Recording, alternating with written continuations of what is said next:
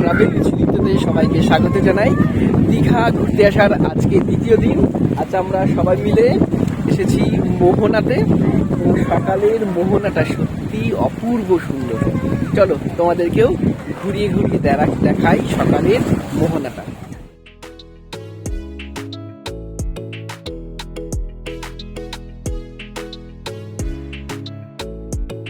এই মোহনাতে আসলে তোমরা দেখতে পাবে বাঁ পাশে চম্পা নদী আর ডান পাশে বঙ্গোপসাগর। এই চম্পা নদী এবং বঙ্গোপসাগরের মিলনস্থলই মোহনা নামে পরিচিত এবং এই মিলনস্থল এক অপরূপ সৌন্দর্য তৈরি করেছে।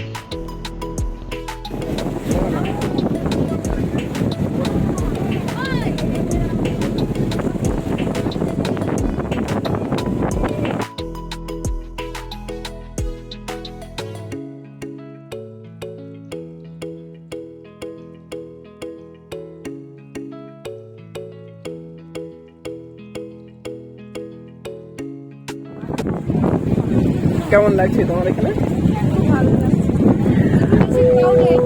হ্যাঁ, এই সময় অনেক বেশি মানুষ হয়, তাই না? তবে সকালের এই মোহনার পরিবেশটা অসাধারণ। এই পাশে সূর্যোদয়, হ্যাঁ, সামনে স্রোতের আওয়াজ, যে জন্যই এত সুন্দর।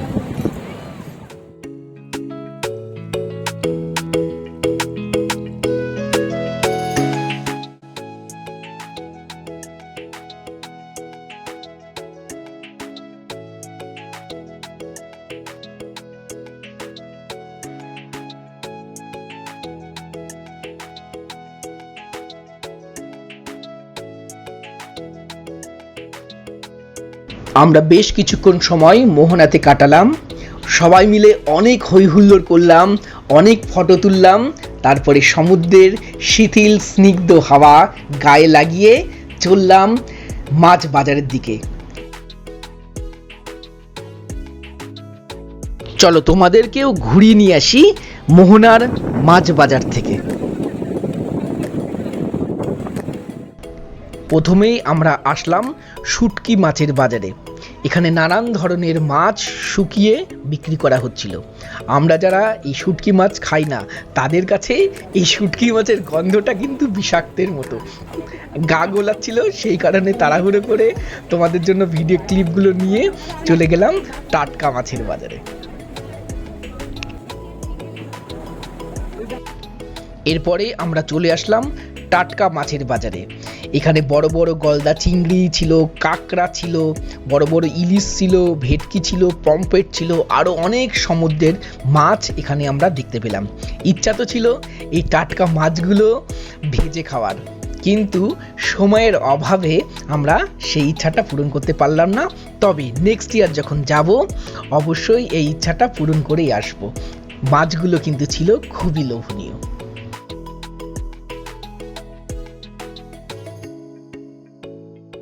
মোহনা থেকে এবার আমরা চললাম তালসারির উদ্দেশ্যে।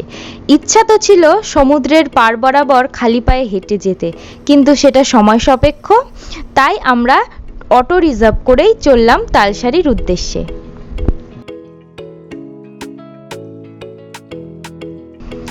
তালসারির পথে যেতে যেতে আমাদের হঠাৎই চোখে পড়ল কাজু বাদাম বাগান।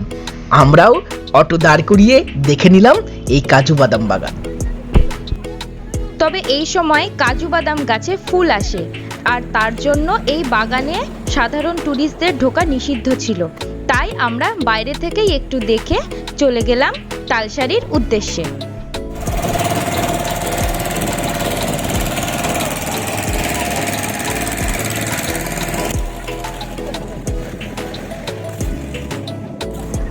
আমরা যখন তালসারি যাই তখন চলছিল সুবর্ণরেখা নদীতে জোয়ার। সেই কারণে আমরা বুক করে নিলাম নৌকা। নৌকায় নিয়েছিল পার হেড 100 টাকা। যখন নৌকায় উঠি তখন মনে হচ্ছিল 100 টাকাটা বোধহয় একটু বেশি হয়ে গেল, কিন্তু যখন এই নৌকা করে সুবর্ণরেখার অনেকটা ভিতরে আমাদের ঘোরালো, দুপাশের অপরূপ সৌন্দর্য আমরা উপভোগ করলাম।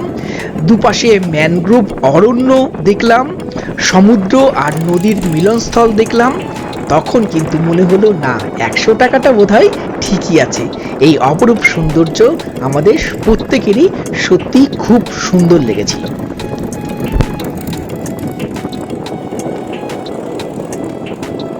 আপনারা যারা দীঘা বেড়াতে আসবেন তারা অবশ্যই তালসারির এই নৌকা রাইডটা করবেন।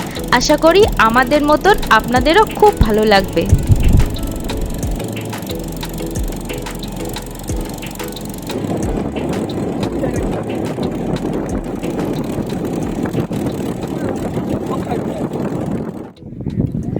এতক্ষণ আমরা অন্যান্য সমস্ত বীচগুলো ঘোরার পরে নৌকায় তালসারির আনন্দ নেওয়ার পরে এবার তালসারির বিচে ঘুরে বেড়াচ্ছি আর সন্ধান করছি লাল কাঁকড়া। জয়ন্তী কাল থেকে আসার পর থেকে লাল কাঁকড়া দেখবো করে ঘুরে বেড়াচ্ছে। আর এখানেও ও চারিপাশে তাকাচ্ছে না, ও দেখো মাটির দিকে তাকিয়ে আছে, কখন একটা কাঁকড়া দেখবে।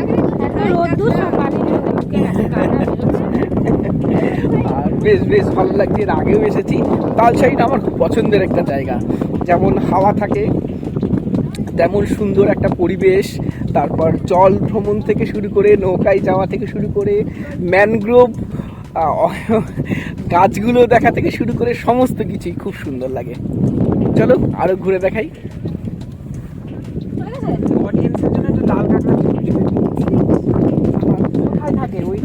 10 টাকা করে দিলে তারপরে লাল কাঁকড়া উঠবে।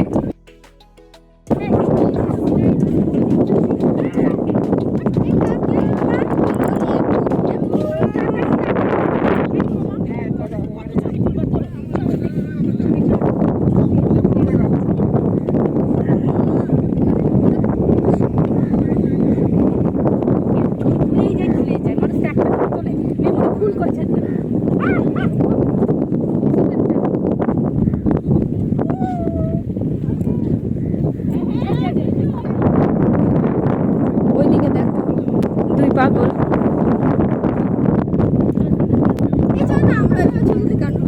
এতক্ষণ তোমাদের জন্য ভিডিও শুট করছিলাম, এবার এদের ফটো তুলতে।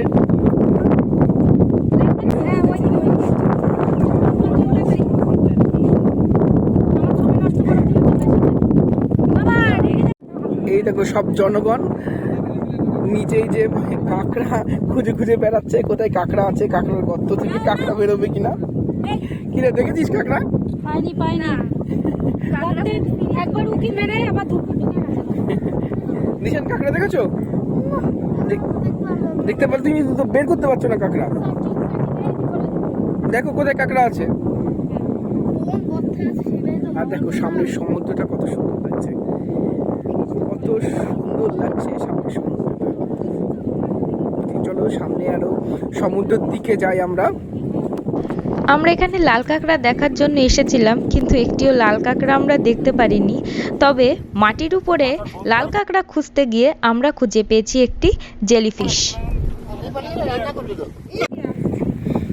দেখো রিমি আস্তে আস্তে আসছে। কাঁকড়া খুঁজে পেলে?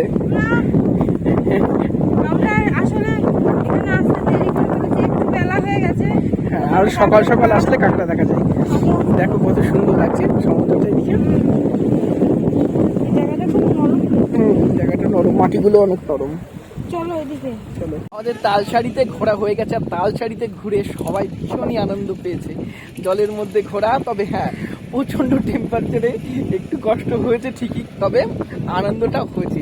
আর সামনে মোটামুটি সবাই হেঁটে চলে গেছে। তালসারি থেকে ফেরার পথে আমরা ওশিয়ানা বিচের দিকেই যাচ্ছি। ভালো তো লাগছে, কিন্তু গরমে সবার অবস্থাই খুব খারাপ। এখানে হাওয়া আছে ঠিকই, কিন্তু যখনই রাস্তা দিয়ে চলছি, রাস্তার হিট আর সূর্যের তাপমাত্রায় সবার অবস্থা খারাপ। তবে মজা হচ্ছে সবাই মিলে। আমরা যতগুলো স্পটে গেলাম সবগুলো স্পটে আস্তে আস্তে ডাউনের দিকে যাচ্ছি, সিঁড়ি ভেঙে নিচের দিকে নামছি। আর এখানে যখন আসলাম মনে হচ্ছে আমরা কোনো হিল স্টেশনে আসলাম। চারিপাশে পুরো প্রচুর পরিমাণ গাছ আর সিঁড়ি দিয়ে উপরের দিকে উঠছি। না মনে হচ্ছে লোকেশনটা দেখ। এই প্রথম সমুদ্রে নামার জন্য আমরা সিঁড়ি দিয়ে উপরে উঠছি। চলো তোমাদেরকেও দেখাই। এই দেখো আমরা সমুদ্রে যাওয়ার জন্য সিঁড়ি ভেঙে উপরের দিকে উঠছি, দেখো। আর এখানেও চলছে ফটো সেশন।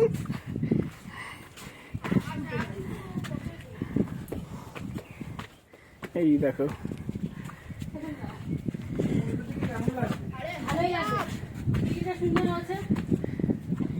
এই দেখো কত সুন্দর। সিঁড়ি দিয়ে উপরে উঠতে কষ্ট হলো ঠিকই, দেখো কত নিচেই। আর এই পুরো চারিপাশ পুরো প্রচুর পরিমাণ গাছ, যার জন্যই ভালো লাগছে। নিচে যতটাই কষ্ট হচ্ছিল, উপরে এসে বিচের ধারে এসে ততটাই ভালো লাগছে।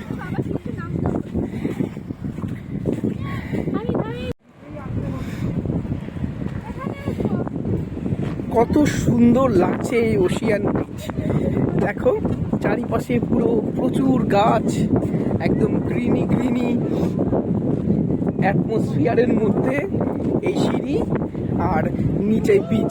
আর এই যে গাছগুলো দেখছো, এগুলো সব ক্যাজরিনা গাছ। এগুলো একটু লবণাক্ত মৃত্তিকাতে ভালো হয় এবং পাহাড়ি অঞ্চলে প্রচুর এই গাছগুলো দেখা যায়। এগুলোর নাম ক্যাজরিনা। আমরা অনেকে, আমি তো যারা গাছ করেন, গার্ডেনিং করেন, তারা জানবেন এই ক্যাজরিনা গাছ দিয়ে অনেকে বনসাই করার চেষ্টা করেন। এই গাছগুলো মারাত্মক সুন্দর লাগছে। আর সাথে বিচটা, এই ওশিয়ানা ব্রিজের দেখো এটাই সুন্দর, কত সুন্দর লাগছে বিচটা এখান থেকে। আর ওই যে দূরে দেখা যাচ্ছে, ওই দূরেরটা ওটা হলো উদয়পুর। আমরা উদয়পুর বিচ অনেক বেশি ক্রাউডি, অনেক বেশি মানুষ, সেই জন্য আমরা ওটাকে অ্যাভয়েড করে ওশিয়ানা বিচে আসলাম। একটু নিরিবিলি, অনেক গ্রিনি গ্রিনি, যে জন্য বেশি ভালো লাগছে সেটা এখানকার সামনের এই সমুদ্রের সৌন্দর্য দেখে। চলে কি নিচে নামি আমরা।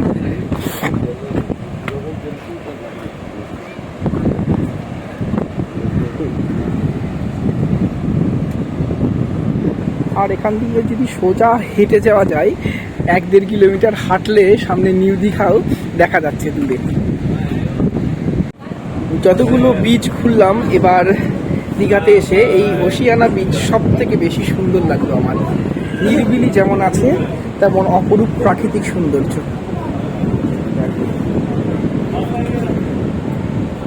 খুবই সুন্দর লাগছে। আর যত দূর চোখ যাচ্ছে পুরো সমুদ্রের জল, আর অনেক দূর পর্যন্ত ভিউটা দেখা যাচ্ছে। অন্যান্য নিউ দীঘাতে গেলে যেমন বেশি দূর সমুদ্র দেখা যায় না, মানুষের ভিড়ে অত চোখে পড়ে না, কিন্তু এখান থেকে চারিপাশটা কত সুন্দর লাগছে।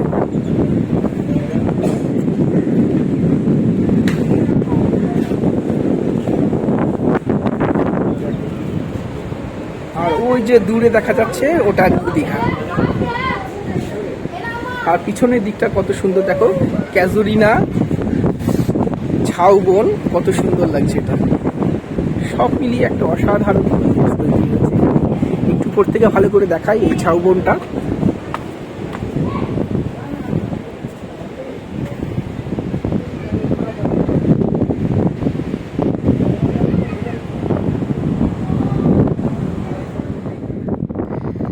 এই যে ফটো সেশন চলছে। আসলে অ্যাকচুয়ালি ওরা আমাকে নিয়ে এসেছে ফটো তোলানোর জন্য, ওরা ইচ্ছা মতো ঘুরছে। আর এই ক্যামেরাতে হার্ডলি মনে হয় 5 থেকে 10টা ফটো আমার আছে, আর ওদের ফটো মনে হয় কম করে 1,500 থেকে 2,000 ফটো আমার মধ্যে। আমার 5টা কি 10টা ফটো আমার। হ্যাঁ ওটাই হয়, জানা না, একটা ছবি পারফেক্ট হলেই বেটার, 100টা তোলার দরকার নেই। তাহলে ফটোগ্রাফার ভালো না, ফটোগ্রাফার ভালো না, তাহলে সেটাই 150টা কেন নেবো, একটা শট নেবো, একটাই নেবো, ভালো নেবো।